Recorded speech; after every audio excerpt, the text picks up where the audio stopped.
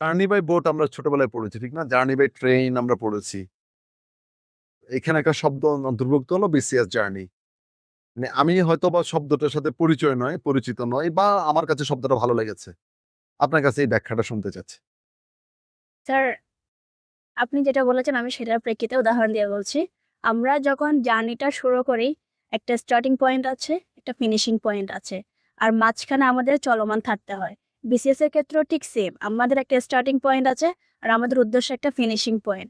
আর এই ফিনিশিং পয়েন্টে পৌঁছানোর জন্য আমাদের নির্দিষ্ট একটা পথ পাড়ি দিতে হয়। এজন্য স্যার এটা এত আচ্ছা, গুড। তাহলে আপনার বিসিএস জার্নির সময় আপনার ফ্যাসিনেশন। কেন ফ্যাসিনেশন? স্যার, সর্বপ্রথম আমরা যখন মুক্তিযোদ্ধা সম্পর্কে জানি বা মুক্তিযোদ্ধা আমাদের আম এটা ক্ষেত্রে আমরা দেখি আন্তর্জাতিক প্রেক্ষাপটে মুক্তিযুদ্ধ থেকে শুরু করে বর্তমান পর্যন্ত দেশের উন্নয়নে বিভিন্ন দেশের যুদ্ধের সময় বিভিন্ন দেশের স্বীকৃতি বা আমাদের দেশের পক্ষে এই ফরেন অ্যাফেয়ার্স বা ডিপ্লোমেসির ভূমিকা ছিল প্রচুর। আর তাছাড়া আমরা দেখেছি ভাষা আন্দোলনে আমাদের ভাষা আন্তর্জাতিক প্রেক্ষাপটে এই স্বীকৃতি অর্জন সবকিছু স্যার ডিপ্লোমেটদেরই অবদান বেশি।